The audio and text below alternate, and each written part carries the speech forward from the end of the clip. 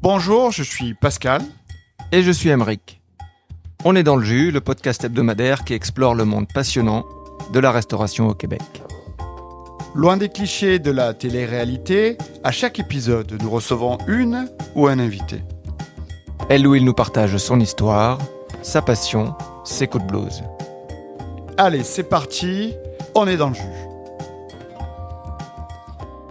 Il y a les listes, les concours, les honneurs, les titres un peu ronflants, restaurant de l'année, relais et château, jeune chef Pellegrino, macaron Michelin. Alors oui, c'est très important la reconnaissance d'un chef ou d'un restaurateur. Ça permet de lever la tête, de prendre quelques moments pour respirer et apprécier. Ça fait parler les médias et ça peut donner un coup de pouce aux affaires, ce qui n'est jamais une mauvaise chose. Mais finalement, tout ça est un peu artificiel à mes yeux. Et même si ça te permet de te préparer mentalement à une soirée que tu espères incroyable, finalement, tout se passe vraiment entre les quatre murs d'un restaurant. Dans l'assiette, bien sûr, mais aussi tout autour. La fameuse expérience client. Amis auditeurs, si tu as déjà été au restaurant La Tanière, à Québec, tu comprends forcément ce que je veux dire. Sinon, je te présente mes excuses, car je ne veux rien te dévoiler. Et de toute façon, mes mots n'y rendront pas justice. En parler serait artificiel. Aujourd'hui, c'est François-Emmanuel Nicole qui est dans le jus. Allô, bonjour. Bonjour. Bon, Salut alors Pascal. moi, salut Aymeric, mais moi je vais déjà te dire, si on n'en parle pas, ça sert à rien de faire ce podcast, donc on va en parler. Désolé Aymeric. Non, ce que je veux dire, c'est qu'il faut pas dévoiler l'expérience, les détails de l'expérience que tu vis, parce que c'est pas juste de la bouffe. C'est une expérience sensuelle aussi, avec les sens aussi, sensuelle, c'est d'où le mot sensuel. Sensoriel, Sensoriel. sensuel. Et sensuel un petit peu, hein. Ça peut l'être. Sensoriel. Ouais. Ouais, ben, moi, le terme expérience, je trouve qu'il faut toujours être délicat avec ce terme-là. Je trouve que des fois, ça peut donner l'impression qu'on est dans quelque chose d'artificiel, puis la démarche que je fais ici, je la veux très authentique, basée sur le terroir sauvage québécois, les produits que personne connaît, puis que ce soit vraiment les saveurs qui parlent, puis que ce soit aussi le côté humain du service qui ressentent en salle. On veut pas non plus que les serveurs se mettent un cadre trop strict. On veut que ce soit leur personnalité. Puis je pense que c'est ce qui fait qu'on se sent bien ici. C'est quelque chose qui coule tout seul, puis qui va sur une notion d'authenticité. Je pense que c'est ce qui fait la force de l'expérience, justement. Puis c'est sûr que ça devient multisensoriel parce qu'on a pensé à plein de petits détails quand on a construit le restaurant, le choix de la verrerie, l'éclairage, la musique, comment vous êtes assis, comment vous vous déplacez. Mais c'est sûr que ça veut quelque chose d'hyper authentique. Comment tu prends personnellement tous les honneurs dont je parlais, là, restaurant de l'année 2024 au Laurier. Est-ce que chef en 2023, forcément ça fait plaisir, forcément c'est une belle reconnaissance, c'est forcément important, j'imagine. Mais est-ce que comment tu prends ça? Mais c'est sûr que quand on a ouvert ce projet-là, on savait que c'était le genre de projet qui allait dans cette direction-là. Depuis le jour 1, l'objectif, c'était de viser des palmarès internationaux. Puis, c'est sûr que c'est une grande source de motivation. Après, il y a tout le côté business derrière. Moi, je suis chef propriétaire ici. On est 6 associés. Chaque fois qu'il y a quelque chose comme ça qui se passe, c'est des articles, ça fait parler, puis on voit les réservations qui montent. Puis ces reconnaissances-là, en fait, ça aide énormément à remplir la semaine. Parce que la clientèle locale, ici, on a beaucoup de clientèle locale. Les week-ends, ça se remplit énormément avec les gens de Québec. Mais après, les jeudis et les dimanches, c'est là que ça devient compliqué de faire venir des gens. Puis quand on réussit à créer un intérêt comme ça avec toute ces reconnaissances-là, ça fait en sorte que les réservations montent. Puis souvent, quand les week-ends sont pleins, les gens décident de venir une journée plus tôt, une journée plus tard. Puis c'est là que le resto est viable, parce que je pense que si on n'avait pas eu autant de reconnaissance, les gens nous connaîtraient moins. Puis ça serait beaucoup plus difficile de faire l'expérience qu'on fait en ce moment. Est-ce que vous êtes très connu à l'international? Pas particulièrement. Relais Château a beaucoup aidé dans ce sens-là. Ça a été un beau coup de pub quand c'est arrivé. C'est arrivé au début de l'année, je crois. Ouais, ça fait 1 an pratiquement jour pour jour. Donc automne 2023. Ça, c'est une sacrée... C'est une sacrée reconnaissance. Puis en 2023, il y avait seulement 10 établissements dans le monde qui sont devenus Relais Château. Puis sur les 10, il y en a 2 que Relais Château a démarché pour rentrer dans l'association. Puis on fait partie de ces 2-là. Donc ça a été... Ils sont venus vous voir en disant on vous veut dans la maison. Ah, ouais. C'est super ça. Ouais. Quand même, hein. On serait pas nécessairement... Ça aurait pas été notre premier réflexe d'aller directement vers une association comme ça. Mais... Surtout au Québec et au Canada, où c'est pas extrêmement répandu. Exact. En plus, Relais Château, c'est quoi exactement? Parce que moi, Relais Château, ça me fait penser à un domaine où tu arrives et tu peux dormir et tu peux manger. C'est une association de restaurants et d'hôteliers principalement qui célèbre ses 70 ans d'ailleurs cette année.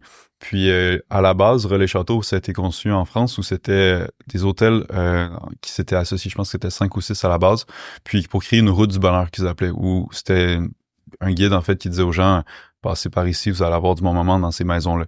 Puis essentiellement, c'est des maisons qui sont réunies autour des principes de mise en valeur du terroir, du patrimoine, puis d'une expérience authentique, respectueuse de l'environnement. Fait que finalement, c'est ce qu'on faisait déjà ici. Puis je pense que c'est pour ça qu'ils nous ont reconnus aussi à entrer dans l'association. Dans les murs qu'on est en ce moment, ça a été toujours le concept de base, mise en valeur du patrimoine, puis en plus dans l'assiette, mise en valeur du patrimoine culinaire. Bon, on va mettre le sujet tout de suite sur la table parce que comme ça on s'en débarrasse. Il y a le Michelin qui arrive. Ouais. T'as été très je sais pas si c'est toi qui as demandé à ce qu'on te mette en avant, à ce qu'on en parle dans les médias, mais bon, t'as été dans toutes les médias. C'est peut-être les médias qui sont venus te voir le premier, et t'as assumé le fait de vouloir ton étoile, ton macaron. Ouais, exact. Ça met une pression, mais en fait, on travaille dans ce sens-là depuis le jour 1. Puis le Michelin, j'aurais pas nécessairement fait toutes ces démarches-là pour qu'ils viennent au Québec. Parce qu'en fait, quand le guide est arrivé à Toronto, ensuite, il y a eu 1 an, il était allé à Vancouver. Puis là, ça a été très, très vite. Moi, je me souviens, ce soir-là, on prenait une bière avec les collègues après le service en faisant la liste de mise en place. On ouvre nos téléphones, puis on voit le guide Michelin à Vancouver. Puis on se dit, bon, OK, logiquement, la prochaine destination, c'est Montréal. Puis c'est peut-être tout pour le Canada. Parce que le Michelin, partout en Amérique du Nord, c'est seulement dans les grandes villes. Il y a juste la Californie où ça s'est répandu dans l'État au complet. Puis ça a commencé par San Francisco.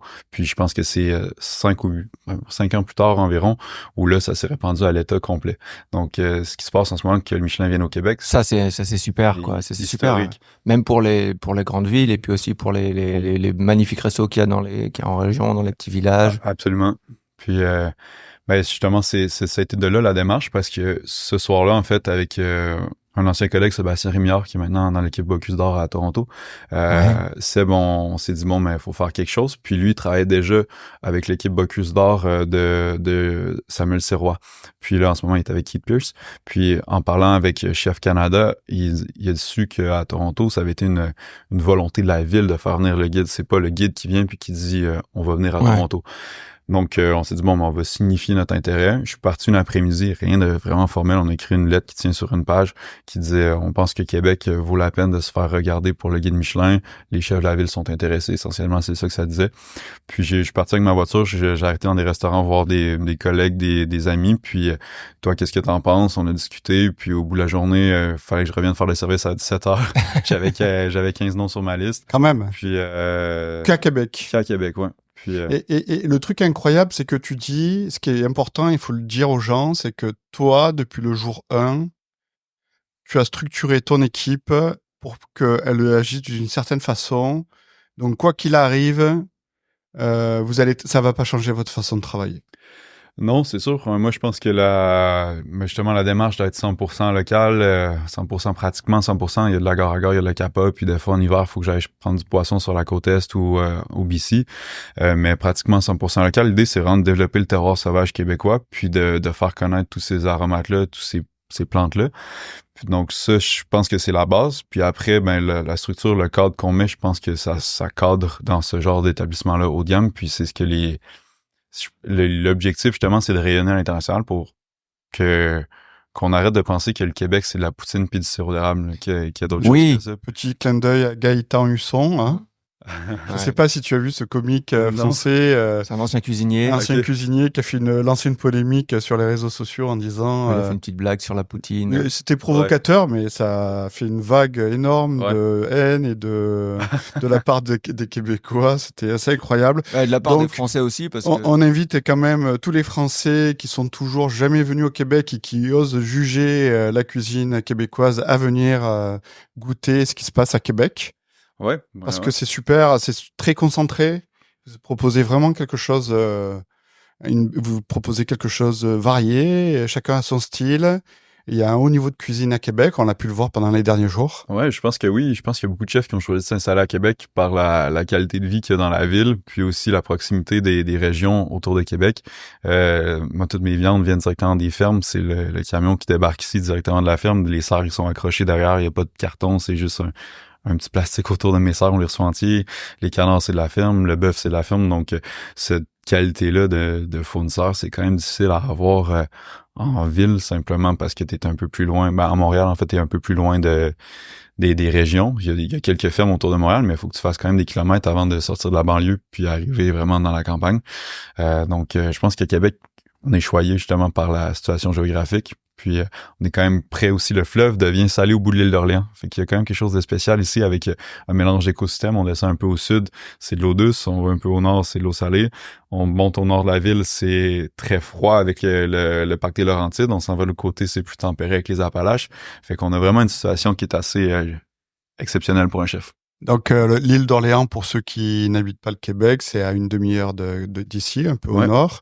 Et puis le territoire que tu dis, que tu couvres, c'est à peu près 1 heure maximum en voiture, 1 heure et demie. On va Appalaches, beaucoup plus loin pour le menu en ouais, général. bien sûr. Mais là, il y a beaucoup de plantes sauvages ou les fermes qui sont très très près du restaurant.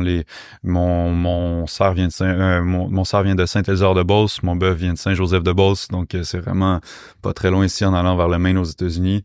Le canard vient de Saint-Apollinaire sur la rive sud. Il y a l'agneau qui vient un peu plus loin, il vient de Bonaventure en Gaspésie. C'est un agneau qui est nourri aux algues qu'on travaille toujours au menu. Un agneau nourri aux algues. Ouais, c'est des algues séchées qu'ils viennent mettre sur le fourrage, en fait.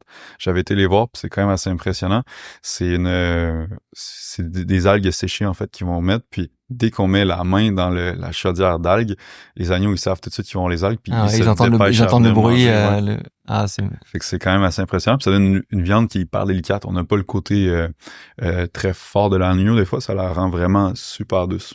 À quel point t'es proche de tes fournisseurs, à quelle fréquence tu vas les visiter, comment tu découvres des nouveaux fournisseurs? Je peux pas dire que je vais très souvent les visiter parce que j'ai quand même un horaire chargé. Quand même.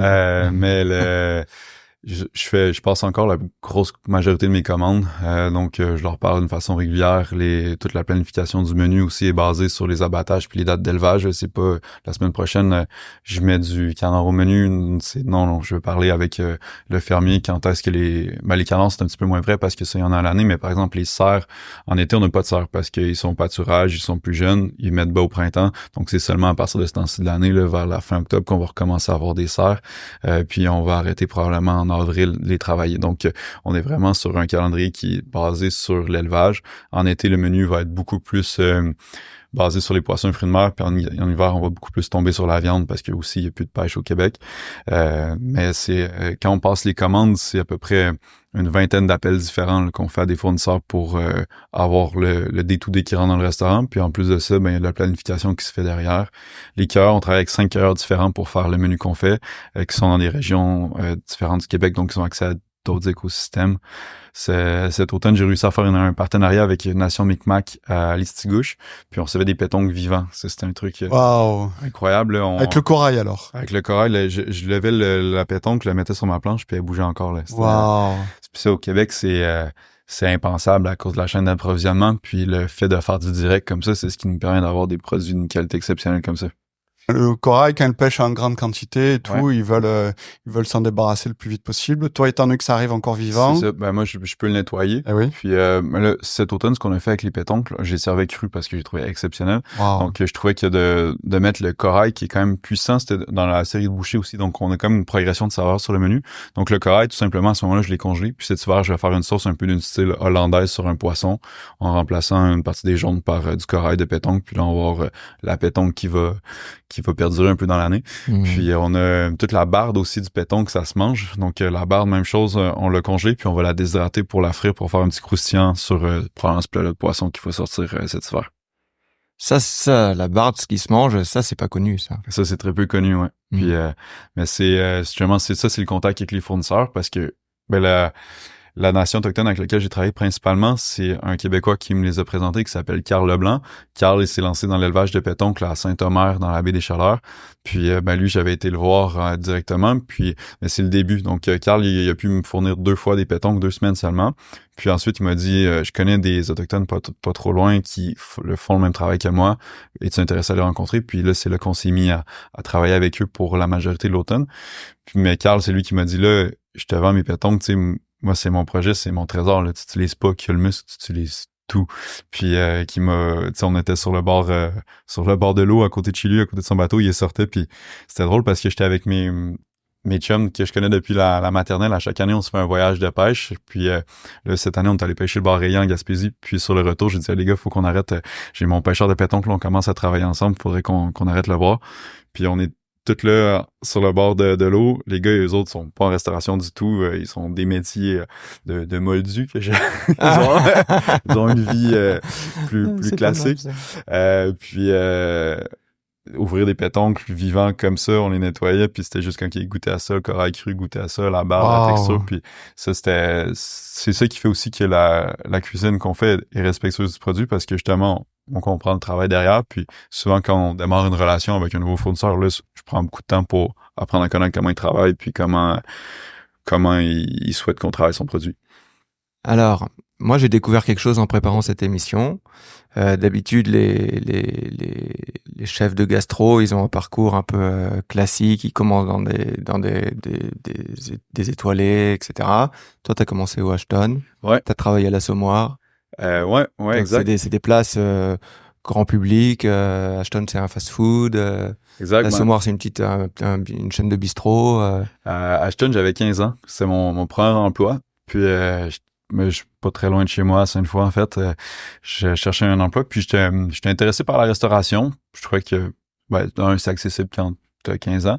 Puis t'aimes le burger quand t'as 15 ans. Ouais, c'est ça. Puis je me disais, c'est pas le McDo, tu sais. Ils ont quand même une réputation de travailler des produits plus frais, puis c'est des produits qui viennent autour de la région de Québec quand même. Déjà, c'était dans ton mindset ouais, honnêtement, de travailler dans des produits pas forcément fast-food américaine. D'avoir chez nous, ça a toujours été important quand même la qualité des ingrédients. Puis la façon dont Ashton travaille, c'est avec des pommes de terre de l'île d'Orléans, la viande vient d'une boucherie à Saint-Nicolas. C'est quand même tous des produits relativement près de Québec. Puis déjà le fromage vient aussi d'une fromagerie, la fromagerie Beaupré, je pense, sur la rive sud de Québec, sur la côte de Beaupré. Mm-hmm. Puis ça m'intéressait, en fait que j'étais comme, pourquoi pas. Puis, mais là, tu savais que tu voulais faire carrière ou? Pas du tout. C'est juste une curiosité. Puis à ce moment-là, je voulais être capitaine dans la garde côtière canadienne. Puis okay. J'ai suivi ce plan de carrière-là pendant un bon moment. Après le Ashton, j'ai commencé à travailler au Cosmos sur le boulevard Laurier, qui est un restaurant qui fait du gros volume. Ouais. On faisait 800 à 1200 déjeuners en une journée, là, les week-ends. Et ça, c'est une sacrée formation. Ça. Ah ouais? Ouais. Puis là-bas, en fait, je suis resté au Ashton peut-être un an, quelque chose comme ça. J'avais 16 ans, je débarque au Cosmos. Ils me disent, tu vas apprendre à couper des fruits. Je voulais voir un peu comment ça se passait. Là, t'as dû en couper des fruits. Hein? Je coupais des fruits, ça allait bien. Puis je me poussais un peu à le faire. Puis je rentrais avec le goût de travailler. Puis au bout de comme un mois et demi, le chef, il me dit, on a un départ en équipe, tu vas prendre un poste. Puis là, je fais, OK, parfait. Le poste, c'est une énorme plancha. La plancha doit faire à peu près 6 pieds, là, grosse plancha. À côté, il y a 2 énormes friteuses, puis il y a un piano à ciron, mais de production avec des gros ronds, puis un steam pot. Puis en fait, c'était le poste qui faisait toute la production des pâtes pour le soir, les sauces pour le soir, qui faisait en même temps les patates pour le matin en mode on les blanchit, on les fait frire sur l'énorme plancha avec les oignons, le bacon, tout ça. Puis le steam pot pour faire les fonds du parmesan pour le restaurant. Moi, j'avais 16 ans, le gars que je remplaçais avait comme 30 ans. Puis j'avais aucune formation, puis il m'apprend à faire ça. Fait que j'apprends vite à faire du gros volume puis taper dedans, comme on dit. Ah ouais. Puis au bout de quelques mois, je me dis mais ça va pas, là. Je suis rendu au cégep à ce moment-là. J'étudie en sciences de la nature pour aller faire le collège de la Gare-Côtière à Sydney. Fait que sciences de la nature, c'est quand même demandant, là, les cours de chimie, physique, tout ça. Je me dis, je pourrais pas tenir cet emploi-là le week-end en faisant mes études. Fait que je vais aller travailler dans une épicerie. J'arrête la restauration. Puis j'arrive à l'épicerie pas loin de chez mes parents. Puis le monsieur me dit, ben, j'ai pas d'emploi comme emballeur, mais on ouvre un petit café. Si ça t'intéresse, on cherche quelqu'un pour faire des déjeuners. Je me dis, bon, ben, ça va être plus petit, Chill. plus relax, pourquoi pas. Puis là, ben, le restaurant, il retape. Je me mets à... Moi, j'avais besoin de travailler. Il me dit, si tu vas rentrer avec le chef, vous allez commencer à préparer la cuisine. Fait que déjà, quand je commence à bien m'entendre avec lui, ça s'appelait Fabrice. Puis on nettoie la cuisine, on frotte les hottes, commence à monter le menu. Puis il me dit, il me montre comment faire les crèmes pâtissières pour mon brunch, comment lancer les bourguignons pour le soir. Fait que des belles bases, là, vraiment de la cuisine classique. Puis... à un certain point, Fabrice commence à me donner un peu de latitude. Il me dit, bon, chaque week-end, tu vas faire un truc, ça va s'appeler le Quad 9. Il va y avoir une assiette sur le menu où ça va être le déjeuner que tu veux faire la semaine. Tu m'en parles un peu. Si je trouve que ça fait du sens, let's go. Fait que là, je suis rendu dans mes cours de chimie, puis je suis en train de faire mes plans de bénédictine au carottes confit, puis des trucs comme ça. Puis finalement, ben, je finis mes sciences nature, mais déjà, là, après ma troisième session, je me dis, bon, ben, j'irai pas à Gare-Côtière, je vais quand même le finir, j'en ai trop fait. Puis j'ai fini mes sciences de la nature, puis au lieu de faire la Gare-Côtière, j'ai été à l'UTHQ, mais faire gestion de restauration. Parce que donc pas tes cours de cuisine. Pas de cuisine. Tes cours de management. Quoi. Exact. Donc, il y a un petit cours de cuisine quand même là-dedans, mais c'est pas hyper poussé. C'est vraiment pour former des gestionnaires. Mais moi, je trouvais que avec mon expérience que j'avais vécue, entre autres, travailler au Cosmos, puis faire des journées de dingue, puis je me dis, bon, mais si je veux vraiment faire la restauration, faut que je sois en contrôle de ma carrière, puis que je sois capable de contrôler des chiffres. Sinon, je vais être cuisinier, puis je pourrais pas vraiment dicter ce que je veux faire dans ma carrière. Attends, t'avais quel âge à ce moment-là? Oui, c'est ça que j'ai posé. J'avais quand je me suis inscrit à l'UTHQ, je pense que j'avais 21 ans. 20 ans, quand même, ans, on est sacrément en retard, nous. Hein. Je crois que Pascal. 40... Ah non, j'ai plus 40 jeunesse. Bon, c'est bon. Pascal, je crois qu'on le rattrapera jamais, notre retard. C'est jamais trop tard. C'est jamais trop tard. Il faut jamais dire ça, Mike. C'est jamais trop tard pour comprendre que la gestion, c'est quand même une grosse... C'est 50% de la restauration. Ouais, vraiment. Parce que si tu sais pas gérer, tu peux avoir des bonnes idées, mais c'est ça, tu peux te planter solide. Il faut pas se planter. Le plus important, si tu veux cuisiner longtemps, il faut pas que tu te plantes. Tu peux te planter, ça fait partie du métier. Bah, tu vas te planter. Mais il faut éviter. Tu vas te planter, on a tous fait des erreurs. Ouais, mais de toute façon, il faut en faire des erreurs pour apprendre. Est-ce que tu as fait des erreurs dans ta vie? Ben, moi, je pense que honnêtement, la COVID, autant ça a été hyper difficile parce que ça faisait 1 an qu'on avait ouvert le restaurant puis on avait des dettes énormes puis il fallait pas arrêter. Mais je pense aussi que ça m'a fait... ça a été tellement 2 années intenses de travail que ça a fait en sorte que j'ai pris la maturité quand même puis quand on a réouvert, là, ben finalement, c'était déjà l'année 4 presque du restaurant. Ben, ça a été comme un peu vitesse grand V. Mais je pense que si on a ouvert mars 2019, on avait fait 1 an puis on avait continué, je pense que le restaurant, il serait pas où est-ce qu'il est aujourd'hui parce que j'avais 27 ans quand on a ouvert. Puis je pense que la COVID, ça m'a donné beaucoup de maturité très, très vite. Ok, on va revenir à ça, là. Ouais, on va revenir ça. Là, maintenant ou plus tard. Maintenant, je pense que c'est chaud, là. Moi, j'aimerais bien battre le fer quand il est chaud, si ça te fait rien, moi. Vas-y. T'as 27 ans. Vous décidez à 6, c'est ça? Vous êtes 6? Ouais. Comment on devient copropriétaire de la tanière? Faut revenir sur l'histoire de la tanière aussi, parce que c'est un vieux restaurant, mais qui était pas là. Exact. Donc, la tanière, ça date en fait de 1977 dans le rang Saint-Ange. À l'époque, c'est Laurier Terrien et son épouse Chantal qui ouvrent un restaurant à l'extérieur de la ville de Québec. Puis Monsieur Terrien, il dit au Québec, on n'a pas le droit de cuisiner du cerf dans les restaurants. La viande sauvage est interdite, ça fait aucun sens, ça fait partie de notre terroir. Lui, il part en 77 en Nouvelle-Zélande pour apprendre à faire l'élevage de cerfs parce que ça se fait déjà là-bas. Puis il revient au Québec, il convainc le MAPAC de dire on va faire un projet pilote d'élevage de cerfs. Puis dans la cour arrière du restaurant, ils se mettent à faire ce premier élevage de cerfs-là au Québec. Puis ils font un restaurant qui est vraiment basé sur le gibier, déjà pas mal ancré dans le terroir avec utiliser des pousses d'épinette, des choses comme ça.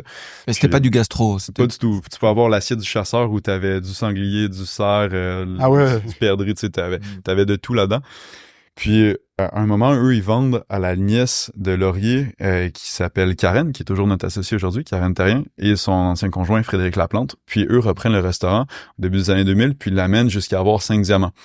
Puis ça, c'était impensable quand même à l'extérieur de la ville. C'était un bungalow, là, carrément en campagne de la ville de Québec. Puis, ils prennent 5 diamants. Il faut savoir, en ce moment, il y a 4-5 diamants au Canada. Donc, c'est quand même une cote qui est énorme.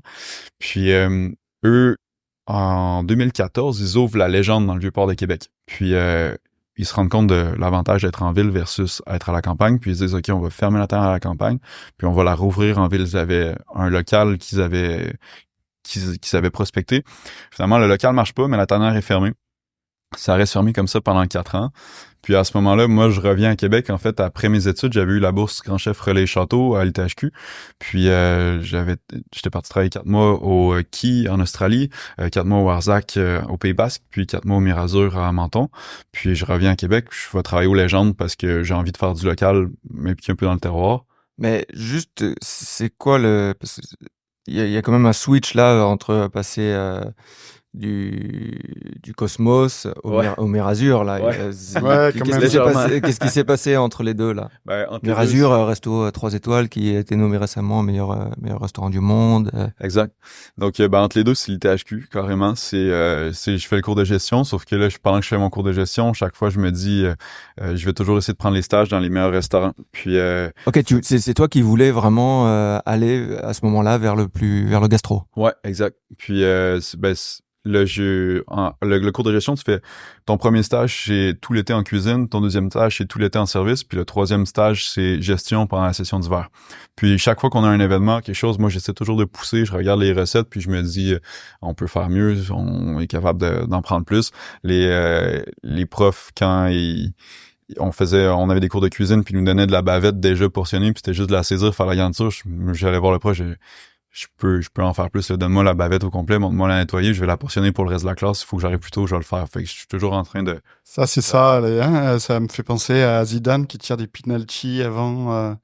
une demi-heure avant tout le monde et une demi-heure après tout le monde, et on s'étonne qu'il sait bien tirer les penalties. Ou David Savard qui s'entraîne. Voilà, ouais. Vous irez voir sur Instagram, on a mis une petite surprise où François il taquine le Canadien.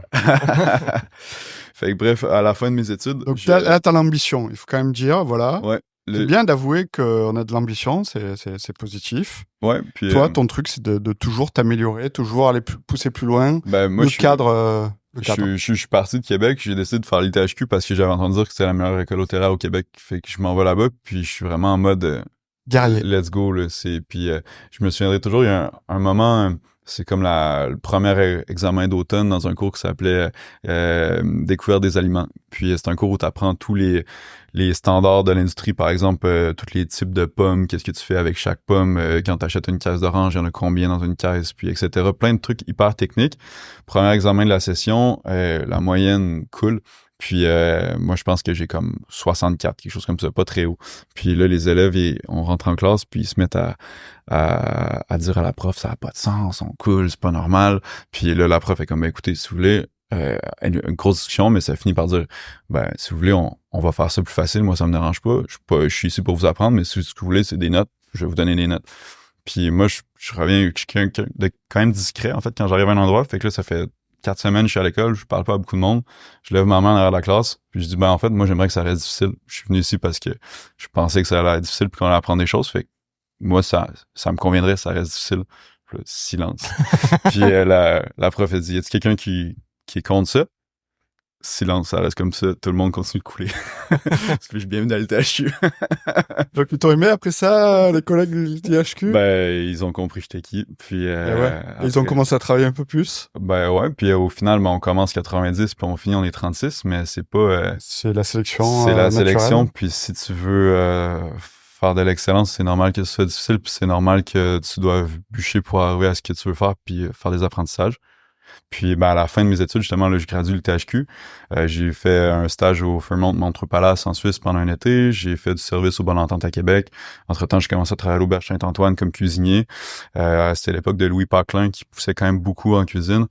Puis mon dernier stage, je l'ai fait au Toki en gestion. Fait que là, j'ai vraiment choisi Toki parce que justement, c'est une cuisine qui est axé sur le produit, où là, bon, on fait de la gestion, qu'est-ce qu'on fait quand on reçoit une bête entière, comment tu la travailles, comment tu la costes. Fait que ça m'intéressait beaucoup. Puis, à ce moment-là, je vois le concours Young Chef San Pellegrino qui arrive. Puis, c'est la première édition. Puis, comment ça fonctionne? En fait, tu dois créer un plat que tu soumets en ligne avec tes fiches recettes, le message que tu veux passer sur ton plat. Puis, Gros entretien sur le message du plat. Exact. Puis, photo, c'est tout. Fait que tu soumets ça comme ça. Puis après, ils font une sélection. C'est ouvert à tous les chefs en bas de 30 ans partout dans le monde. Puis le monde est divisé en 24 régions. Le Canada, c'est une région. Moi, je me dis, ben pourquoi pas? Je vais essayer. J'ai zéro budget. Je fais ça chez moi. C'est mon beau-frère qui prend les photos. Je fais un plat de bison avec du foie gras. Chaque fois que je me fais un entraînement, ça me coûte 300 $. J'ai mon salaire de cuisinier.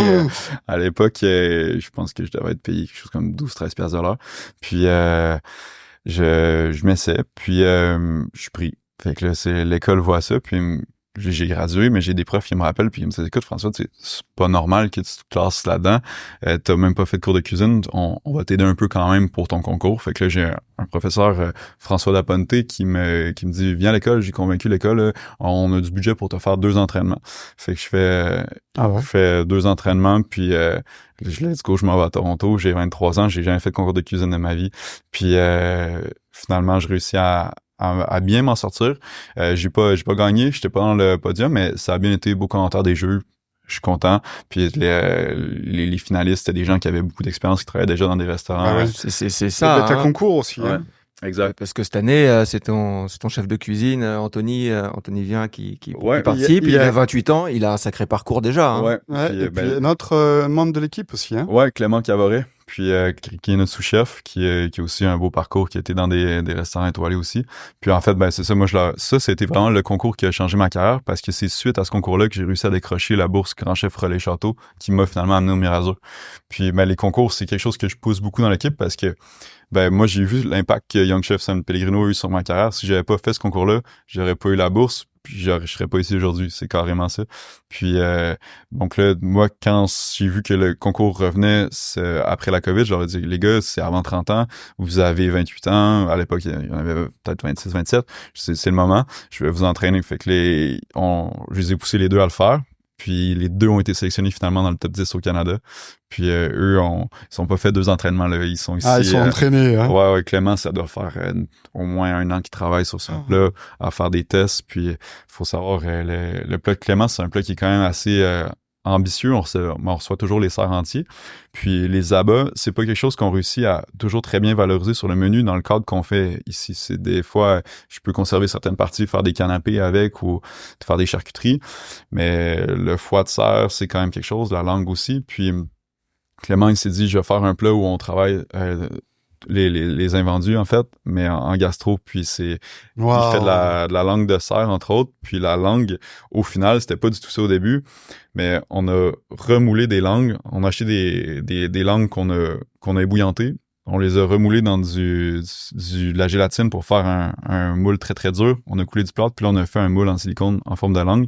Puis là, on vient remplir ce moule-là avec de la farce fine de serre, des petits cubes des cubes de courge, parce que c'est ça qu'il y a dans son plat. Puis de la langue qui a été grillée, fait que ça fait une grosse langue qui est dans le plat, qui est laquée, qui est super belle. Mais au final, c'est pas que de la langue, puis il y a plein de textures, puis il y a plein de... Un peu comme un trompe-l'œil en pâtisserie. Oui, exact. Ça, c'est juste un élément de son plat. Il y a comme 4 autres éléments. Fait que c'est vraiment un plat qui est très, très abouti. Puis, c'était beaucoup d'essais-erreurs de leur part. Puis, Anthony, c'est dans un plat autour de la caille où il y a 2 farces différentes, une cuisson en croûte de sel qui est hyper maîtrisée au final. Mais ça, j'ai hâte de voir la compétition, c'est la semaine prochaine. Tu vas avec eux? Je vais avec eux, ouais, parce que... À Toronto, hein? Il faut toujours avoir un mentor dans l'équipe. Ok, donc tu vas mentorer deux... Ben, là, c'est ça qui était drôle, en fait, parce que moi, j'étais comme, il y en a un des deux qui vont être pris, ils vont pas en prendre deux du même restaurant. Il y en a quand même juste 10 au Canada. Puis là, les deux ont été pris. Fait que finalement, c'est Fred, mon associé, qui était chef de la tanière dans le temps, qui va mentorer Anthony, puis moi, je suis le mentor officiel de Clément. Ah, ok, super. Donc, Fred Laplante, c'est ça? Exact, ouais. T'as parlé de quelque chose, c'est important de faire des concours. Ben, déjà, pour se mettre des challenges, c'est important de sortir de son confort.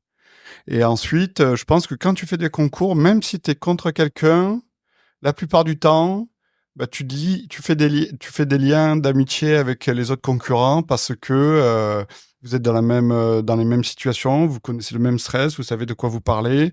Ça peut enclencher sur des collaborations, ça peut enclencher sur de nouvelles ouvertures. Ouais, absolument. Puis c'est aussi, tu te mets dans une situation où tu développes des techniques que tu n'aurais pas nécessairement développées parce qu'il faut que tu te pousses justement pour essayer de performer. Améliorer aussi des techniques qui sont déjà connues mais pas nécessairement maîtrisées. Puis après, justement, les gens que tu rencontres via tous ces événements-là, c'est sûr que ça peut t'amener à plein d'endroits. Alors, je disais tout ça, pour revenir à un petit point quand même qui est important, c'est qu'il y a quelques semaines, on était à un concours d'apprentis du Québec. Ouais.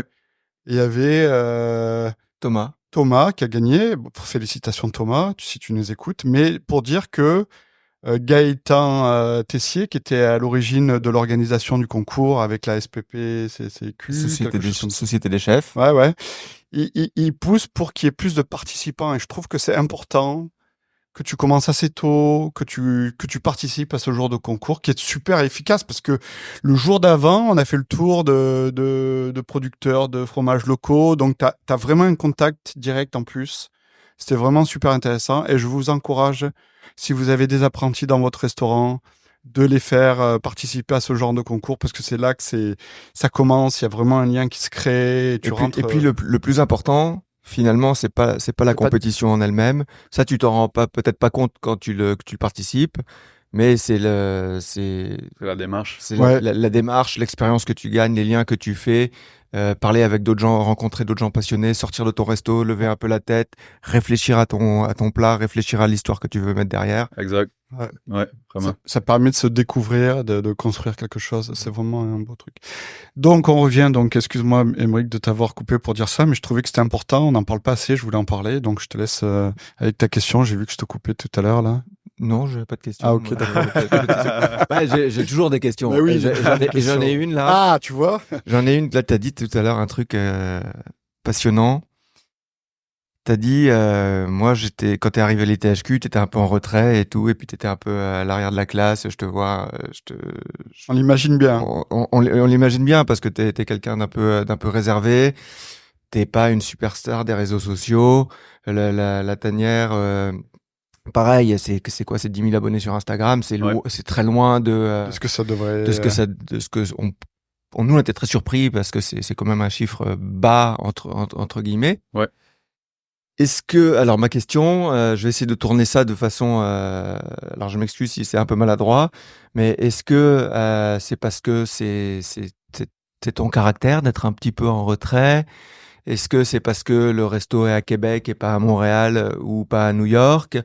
Et est-ce que c'est une volonté de votre part de pas trop afficher parce que on revient à l'expérience client, même si tu t'aimes pas trop cette expression apparemment, mais l'expérience client, tu veux pas trop en dévoiler parce que ça doit rester une surprise. Et moi qui suis quand même l'actualité de la restauration québécoise, j'avais aucune idée à quoi m'attendre. Et c'est pour ça que tu sais, je veux pas trop en dire, je veux pas trop publier des vidéos de ce qui s'est passé pendant cette soirée, parce que c'est malade quoi.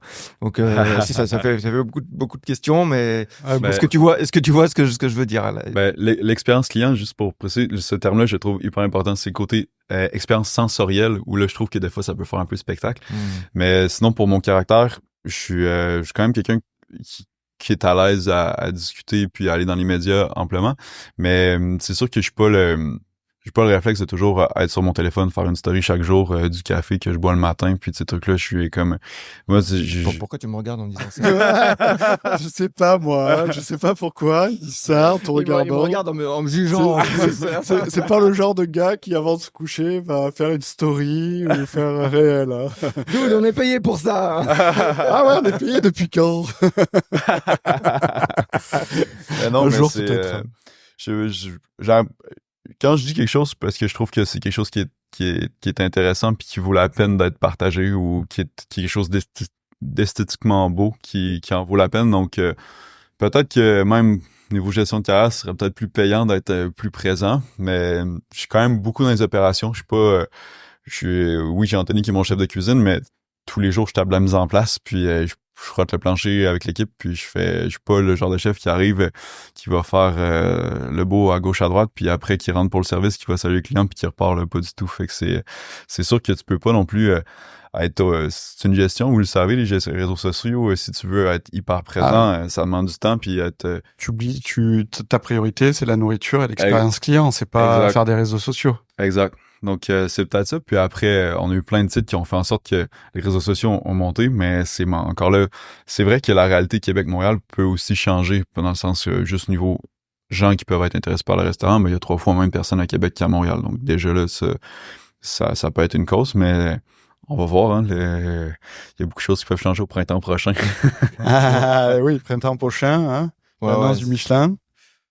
Eh oui. On revient sur le sujet parce que tu le mets sur la table. Oui. Est-ce que tu te mets une pression, tu as la pression de tes associés, tu dis on verra, c'est pas grave si j'ai pas le macaron cette année. Ben c'est sûr que je me mets la pression pour en avoir. Avec le produit qu'on offre, on devrait en avoir, je crois. Après, tout peut arriver. Là. On sait pas, mauvaise soirée, client qui a une mauvaise cuisson, quoi que ce soit, même si on met beaucoup de filtres, tout peut arriver. Le fait que le Michelin vienne au Québec, pour moi, c'est une grande victoire en soi déjà à la base. Puis après, si je l'ai pas, on va se poser des questions, puis on va continuer ce qu'on fait, mais peut-être qu'il y a des choses qu'on va être capable qu'on va penser retravailler. J'en doute pas, moi. Hein, maintenant que ça fait 43 minutes qu'on parle ensemble. Justement, quand le Michelin a été annoncé, j'avais donné une entrevue au Journal de Québec. Ouais. Il m'avait posé la question, puis il m'avait dit, est-ce que tu souhaites avoir des étoiles? Puis j'avais dit, tout peut arriver. En fait, ça se peut que j'en ai pas. Ça se peut que j'en ai une. Je rêve d'en avoir 2. Citation coupée, grand titre sur la page couverture. Je veux avoir des étoiles. Je rêve d'avoir des étoiles. Ouais. Et après le service, je reprends mon téléphone. Plein de notifications. Qu'est-ce qui se passe? Je regarde ça. Ah ouais, OK. Nice. Premier cours de médias. Nous aussi, on va s'inspirer du Journal de Montréal. Il veut des étoiles. on va trouver encore une partie encore plus des étoiles dans les yeux. Et tout. Et non, mais nous étant français, on comprend. Et toi, tu connais le système parce que tu as travaillé dans des étoilés. Mais étant français, et t'en es là-dedans dans le système, on comprend très bien l'intérêt d'avoir des étoiles qui va une étoile remplir ton carnet d'adresses super vite. Le soir même de l'annonce, si t'as une étoile, ça va changer. Le plus important, comme dit souvent Émeric, là où la pression commence, c'est pour la garder. Ouais, c'est sûr. Puis, c'est pas moi qui le dis, ça, c'est les chefs qui l'ont vécu. Ouais. Mais après, en tout cas, pour ma part, on est toujours dans un processus d'amélioration continue. Comme tout à l'heure, on faisait le tour du restaurant, je parlais des petits trucs qu'on avait changés depuis le début, puis il y a encore d'autres projets qui s'en viennent. Puis on travaille toujours dans ce but-là d'améliorer l'expérience. Puis le fait aussi d'avoir des étoiles, ça permettrait de rehausser la perception des gens par rapport à la gastronomie québécoise. C'est sûr et certain. D'amener des gens qui ont envie de payer pour la nourriture. Il y a trop de restaurants ici, je trouve qu'on charge un juste prix. Il y a trop de restaurants qui ne chargent pas le juste prix, puis qui font un travail de fou. Puis c'est pour ça qu'on voit aussi beaucoup de faillites au Québec. Les gens pensent que de payer dans un bistrot artisanal, des fois, ça peut valoir le même prix qu'un restaurant à gros volume qui achète ses steaks préportionnés, mais il y a tout le travail derrière. Puis je pense que de faire connaître ça avec quelque chose d'aussi gros que le Michelin, on peut avoir plein de projets, plein de blogs et tout, mais le Michelin, c'est quand même ce qui rayonne le plus sur la planète. Puis c'est ce qui va faire en sorte qu'il y ait un touriste qui vient au Canada qui va dire « OK, je viens au Canada, je vais manger où? » Quelqu'un qui aime bien manger, il prend le Michelin en premier. Puis... C'est ça, il dit où est le restaurant, c'est là que je vais. Et Et peut il y a même choisir, un nouveau bien sûr. restaurant, il y a un nouveau restaurant au Canada, à Québec. Je vais là pour ça. peut même choisir la ville de son voyage en Bien sûr. conséquence. C'est Même le- S'il ouvre le guide Michelin et qu'il voit 2 étoilés à Québec, ça- il va voir le cadre, il va dire tiens, mais ils sont à Ouais. 2 kilomètres, et je pense que j'exagère pas si je dis 2 Ouais. kilomètres, parce que c'est quand même assez petit. Bah, il va dire c'est super rentable d'aller là, Ouais. je peux faire 2 étoilés en 2 jours. quoi. surtout quand tu parlais des prix là, quand tu viens de New York, Ouais. Tu rigoles, hein. les prix des Ouais. les prix des restaurants ici, c'est surtout avec le taux de change américain. Finalement, tu payes ton voyage, ton hôtel, Ouais. tes deux restos gastro pour le prix d'un resto gastro à New York. Ouais, absolument. Puis, fait que c'est ça, d'amener ces gens-là qui ont les moyens de payer ça. Puis, c'est aussi, justement, la clientèle locale qui réserve très, très vite les week-ends. Ça fait qu'on a des gens qui restent en ville plus longtemps, qui amènent un nouvel argent, qui sont prêts à dépenser dans notre industrie. Puis après, ben, Ça rayonne ailleurs sur les ça rayonne producteurs. sur les producteurs. Ça fait en sorte que le niveau monte. D'avoir des restaurants qui sont capables d'acheter un pétoncle vivant à 6$ le pétoncle, ben, ça fait que cette industrie-là perdure, puis on commence à faire du qualitatif de plus en plus partout dans la province. Et puis je vais plus loin, on parlait avec Colombe Saint-Pierre qui disait que 90% de ce qui était pêché était envoyé à l'extérieur. Ouais. Si ça commence à devenir rentable et que peut-être que là, ça va faire bouger le gouvernement pour qu'ils disent on va arrêter ce genre de stupidité coloniale et se concentrer sur ce qui se passe ici. Si je peux dire juste un petit mon opinion par rapport au secteur des pêches, il y a une loi qui est très, très restrictive, c'est les pêcheurs peuvent pêcher une espèce à la fois. Si ils vont pêcher le flétan, par exemple, puis qu'ils prennent une morue, ils doivent remettre la morue à l'eau. Même si la morue, elle s'est blessée, quoi que ce soit dans les filets, c'est remis à l'eau. Si tu reviens avec une autre espèce, t'es mis à l'amende. Mais s'il y avait un petit peu de flexibilité dans ce permis-là, parce que la pêche fonctionne par quota. Donc, par exemple, un pêcheur de flétan qui a un quota de 1500 livres de flétan, part pêcher son flétan, il va le faire en une journée, son 1500 livres, il revient à quai. Tout ce qu'il a pêché au travers, c'est remis à l'eau. Puis à quai, ben là, 1500 livres de flétan, tu débarques ça sur le marché tout en même temps. Le prix, forcément, pas très élevé. Ça s'en va à l'usine, c'est transformé. Là, ça s'améliore un petit peu, il commence à avoir du IQF. Mais là, quelques années, c'était découpé à la scie, mis dans des sacs, puis il y avait rien de bon qui sortait de là. Puis, Ouais, c'est ça, on discutait avec un cuisinier qui était allé pêcher le flétan avec un pêcheur avec un pêcheur. Il revenait, il y avait l'acheteur de Boston qui était là, Ouais. qui achetait tout, et puis tu sais le cuisinier il a dit bah non mais moi je vais en garder un pour moi, et ben tu sais le C'est presque menaçant. le gars de Boston il était là non mais c'est moi qui achète. Ouais. Et non mais tu sais c'est moi qui l'ai pêché, je l'achète au pêcheur. J'ai quand même le droit d'en prendre un. Tu prends 20 autres flétans. Et tu vois, c'est cette mentalité-là qui est cette. Puis après, C'est des dealers de tickets de show, en fait, on dirait. c'est ça. Et Des puis surtout, ils le revendeurs. mettent pas en avant, quoi. Ils le mettent le flétan et comme tu dis, c'est Ouais. pour l'usine. exact, c'est pour l'usine. Puis ce qui est encore plus ridicule, c'est que le mec de Boston, il va venir acheter les poissons à Gaspésie. Puis après, nous, on va appeler un gros distributeur de poissons parce que c'est compliqué de faire le direct. Il vient d'où le flétan cette semaine? Ah, marché de Boston. Eh ouais. Ouais. Puis on le rachète, tu sais. Non, mais Fait c'est que fou.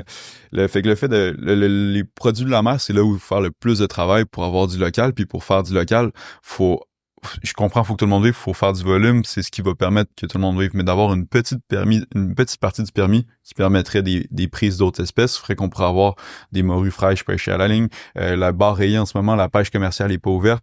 Il y a plein de monde qui commence à dire qu'il y a trop de barres rayées dans le fleuve. Les pêcheurs dans Charlevoix, les pêcheries ancestrales, je pense le nom de leur industrie, ils disent que le bar rayé recommence à manger le caplan. Les pêcheurs de saumon disent qu'ils trouvent des barres rayées dans les rivières.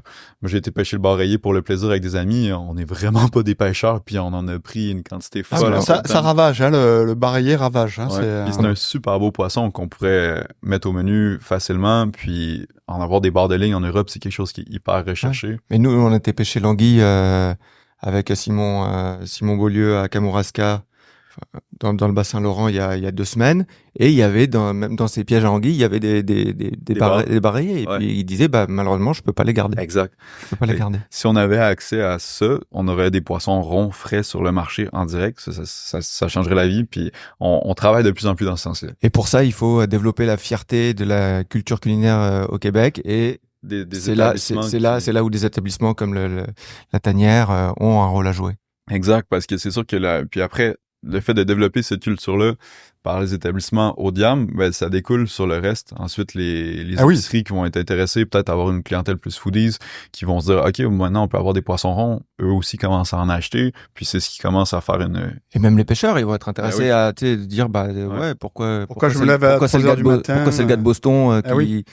qui est là, ou alors que mon poisson, il Ouais. pourrait être sur la table de la tanière avec mon nom marqué dessus. Et puis, Le phénomène, on a commencé à le voir il y a quelques années avec les chefs qui ont été pêcher le thon. Puis le thon, c'est facile parce que tu achètes un poisson.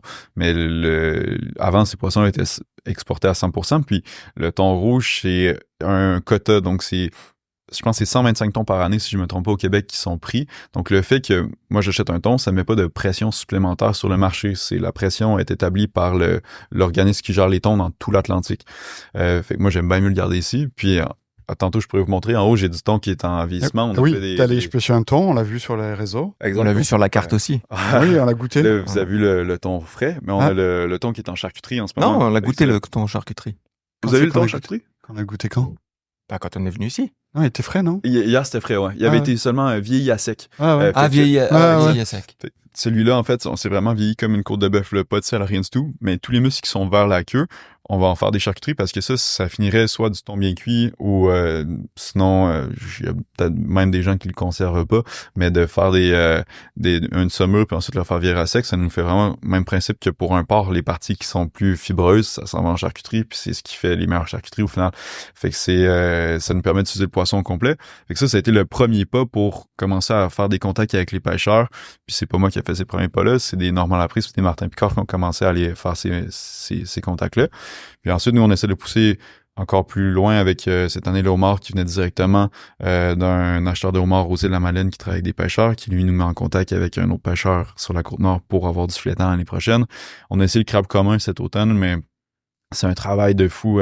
On a mis 3 heures pour sortir 500 grammes de chair. J'aurais vraiment aimé ça, le mettre au menu, mais honnêtement, ce produit-là, je pense qu'il va plus être destiné à faire des sauces ou faire des bouillons plutôt que faire de la chair si on fait on le développe un jour, mais c'est les oursins capables de faire du direct, fait qu'ils commencent de plus en plus à avoir de produits qu'on peut faire du direct dans les produits de la mer, mais ça, c'est un travail de moine là, à aller faire tous ces contacts-là. Puis faire la chaîne d'approvisionnement, parce que eux, c'est pas des distributeurs, c'est des pêcheurs, puis il n'y a pas encore de distributeurs qui font ce travail-là. Donc, si quelqu'un a envie de lancer un marché, d'avoir des trucks qui partent sur la Côte-Nord ou Colombe, si tu nous entends. qui arrête à Québec, qui arrête à Baie-Saint-Paul sur le chemin, déposer ça au bon restaurant là-bas aussi, on va acheter le poisson, c'est sûr. Et ouais, c'est ça, c'est que c'est bizarre quand même qu'il n'y ait pas encore quelqu'un qui soit intéressé à ce marché-là. Ça va s'en venir. Oui, ça va s'en venir, mais il faut que ça vienne là. Ouais, ça va bouger. Il faut aussi bouger les politiques, mais ça, bon, non, on va pas. Pour le moment, on va pas. C'est trop long, sinon. Donc, revenons à l'histoire. Revenons à ton histoire. Donc, comment t'as approché? T'es venu travailler à l'origine en premier, c'est pour ça que t'as eu un contact à la Légende, pardon. À la Légende qui est sur la rue Saint-Paul. Puis c'est là que j'ai rencontré Frédéric. Puis Frédéric est encore en cuisine à ce moment-là. Puis il me dit, écoute, c'était drôle, c'est mon entretien d'embauche pour la Légende. Je commençais comme garde-manger. Puis tout de suite, il me dit, moi j'ai envie de rouvrir la tanière. Serais-tu intéressé par ce projet-là parce qu'il voyait que je sortais du Mirazur? Puis j'ai dit, oui, mais on verra. On venait tout juste de se rencontrer. Puis finalement, ça reste comme ça. Puis je travaille avec lui pendant environ 6 mois en cuisine. Après, Frédéric prend un pas de recul pour faire plutôt l'administration. Puis c'est Dominique Dion qui était chef de cuisine à ce moment-là. Puis à ce moment-là, je passe sous-chef pour Dominique. Puis on est en 2014. Puis en 2017, on tombe sur le local ici qui est en avis de faillite, en fait. C'était un restaurant qui était très touristique où il y avait beaucoup de grandes tables. Puis c'est au mois de novembre, Fred me dit, j'ai trouvé un local, on va aller voir ça. Fait qu'on va voir. Puis moi, j'ai aucune idée de comment monter un restaurant, mais j'ai un cours de gestion, mais on tombe dans ce cas-là qui est quand même énorme. Énorme, hein? Comment on va rentabiliser ce projet-là? Puis on dit, OK, parfait. On rencontre les propriétaires du bâtiment qui sont la SEDEC, qui sont propriétaires de tout le Petit Champlain. C'est un organisme qui met en valeur le patrimoine. On leur montre notre projet. Ils nous disent, vous pouvez pas prendre que la tanière, faut prendre le local au-dessus. Donc là, on dit, OK, faut qu'on ouvre pas un restaurant, faut qu'on ouvre 2 restaurants. Ah ouais, c'est plus... Fait que là, on se disait, bon, ça va nous prendre des associés. Fait que, il y avait 4. Déjà à l'époque, tu savais que tu voulais être associé au projet ou on t'a proposé d'être associé au moi, projet? d'embarquer dans un projet aussi gros comme ça, c'est sûr que je voulais en avoir des parts Bah parce ouais. que je savais que j'allais m'investir beaucoup. Bah oui. Donc là, j'ai mon ancien colocataire quand j'étais étudiant à Montréal, Philippe Veilleux, qui travaillait au Ritz comme barman.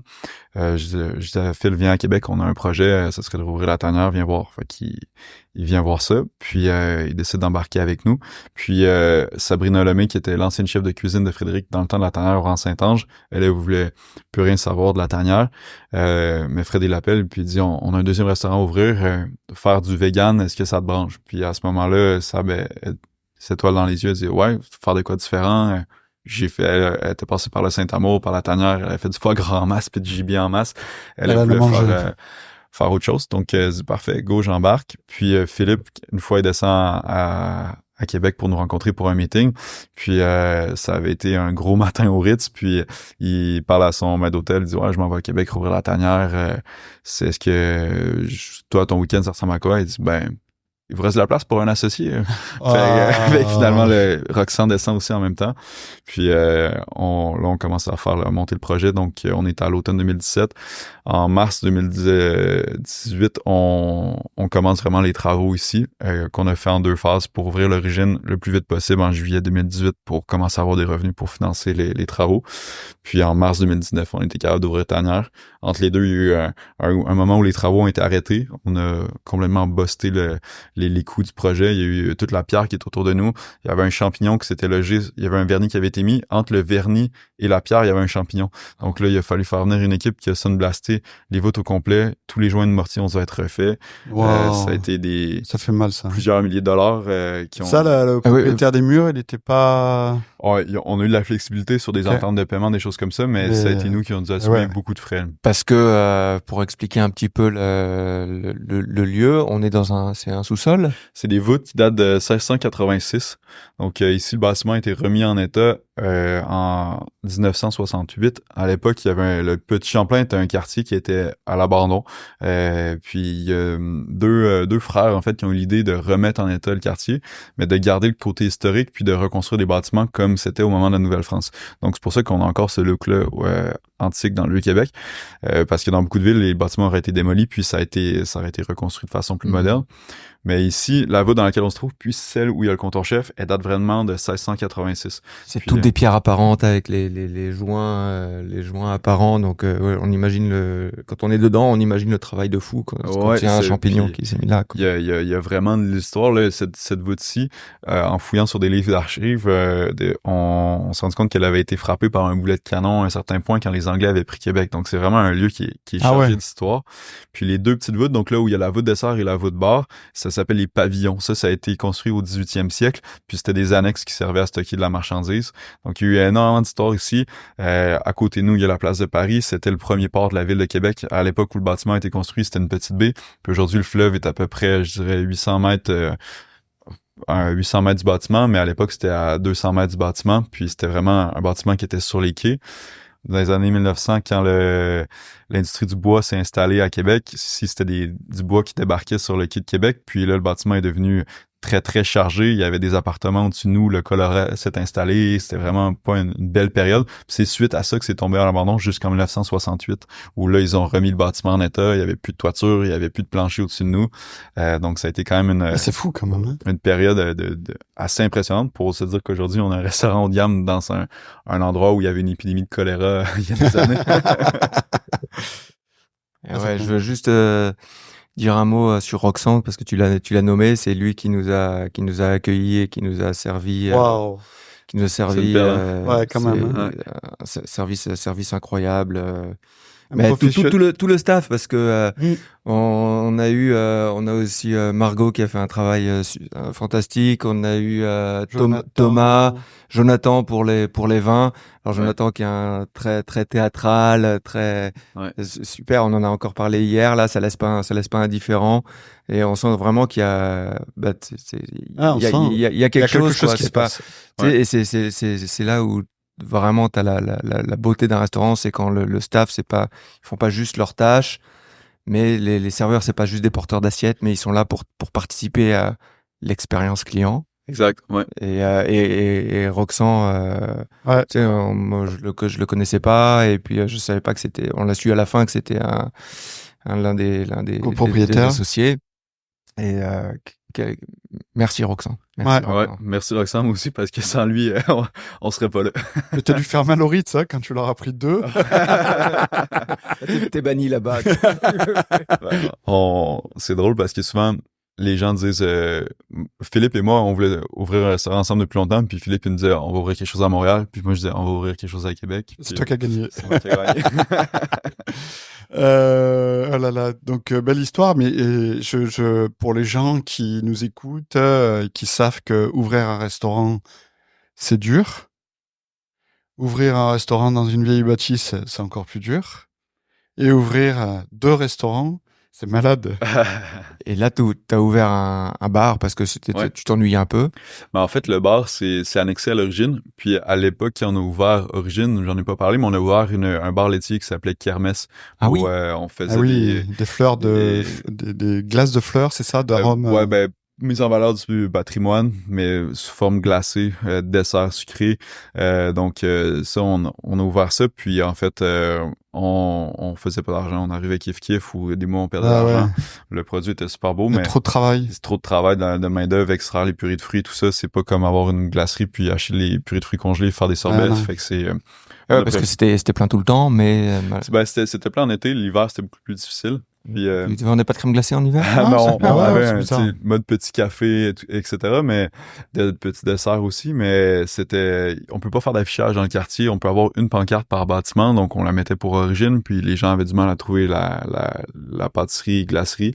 Donc on n'a pas ouvert après la COVID, on a laissé ça fermé pendant un moment, puis on a pensé à notre truc, puis là on a ouvert Vieux Carré, qui est un bar qui est justement, ben là on s'est dit tant qu'il n'y a pas d'affichage, on va le cacher un peu. Fait qu'il est dans une porte de placard au fond d'Origine. Speakeasy, c'est ça? Exact. Puis donc il y a 14 places à l'intérieur, belle terrasse l'été. Une vue hallucinante. Et puis il faut dire qu'il y a un mixologue incroyable aussi. Ouais, exact. C'est Simon Fauché qui signe la carte, qui est notre mixologue à Tanière et qui travaille en collaboration avec tous les barman du Vieux Carré, dont Gabriel qui est le maître d'hôtel, celui qui est en charge de Vieux Carré. Puis donc là-bas, on s'est dit en fait c'était le meilleur move d'affaires qu'on pouvait faire avec ce local-là, parce qu'en fait, ben souvent les gens avant leur réservation ou après leur réservation, ils vont vouloir peut-être prendre un apéro ou étirer la soirée. À Tanière, c'est sûr que c'est une expérience de 3 heures. À Origine, c'est un peu plus court, puis à Origine, c'est vraiment 2 services. Donc les gens qui veulent arriver à 19h avant leur réservation de 20h, prendre une réserve, prendre un cocktail, c'est agréable. Ou ceux qui veulent étirer, prendre un digestif après. Donc finalement, on pensait que ça allait seulement fonctionner comme ça, mais les gens reviennent, puis ils viennent que pour ça. Maintenant, ils passent dans le quartier ou ils prennent C'est super. avant d'aller à un spectacle, ils arrêtent pour prendre un apéro là. Donc c'est le fun. C'est impressionnant. Donc 3 affaires. Ouais, 3 affaires pour ma part. Puis ben Frédéric et Karen sont aussi aux Légendes dans le Vieux-Port, avec Elliot Baudouin, le chef là-bas. Alors, est-ce qu'on peut parler un peu de plats ou c'est interdit, Émeric? C'est comme France. Non, là, on a un beau ending et puis on reviendra. Nous, ce qu'on voudrait faire là, c'est revenir à un moment donné et faire une sorte de 360. Ok. C'est-à-dire faire un petit podcast avec Roxan. Mais tu vois, plus sur le business en lui-même. Ouais. Tu sais, donc faire le maître d'hôtel, le mixologue, un cuisinier, on va faire montrer toute l'organisation, parce que c'est tellement incroyable ce que vous proposez ici. Attention, hein, je dis pas qu'il le propose pas ailleurs, mais ça serait bien. Ça fait longtemps qu'on veut commencer ce concept, ou qu'il y a des restaurateurs qui pensent à tous les aspects là, et je pense que c'est important de montrer. Nous, on est là pour montrer ce qui se passe derrière. Montrer le travail qui est derrière chaque métier, et puis l'importance d'avoir du staff compétent à tous les étages. Le travail avec les producteurs, parce que tu as dit tout à l'heure, tu as 20 producteurs, c'est quand même normalement, quand tu veux monter un restaurant, c'est le moins d'emmerde tu veux. Ouais. Tu as déjà assez d'emmerde avec ça. C'est ça, on a encore à définir exactement mais c'est ça un peu l'idée là, donc si ça vous tente de faire ça, avec plaisir. Vraiment... Ouais. Bon, c'est avec un peu crève-cœur, une fin un peu crève-cœur, mais on va la faire quand même. Et merci François pour Avec plaisir. le temps que tu nous as consacré. Un immense bravo et merci à tout le staff de la tanière pour l'expérience qu'on a vécue avant-hier soir. C'était incroyable. Un petit conseil quand même à nos auditeurs qui réservent là. Checkez vos textos, votre téléphone. Ah ouais, j'avais pas checké, moi. Parce que avant d'arriver, parce que ça peut aider, je vous en dis pas plus. Merci chers auditeurs de nous avoir écoutés. Restez dans le jus. Ciao. Ciao, ciao. Merci.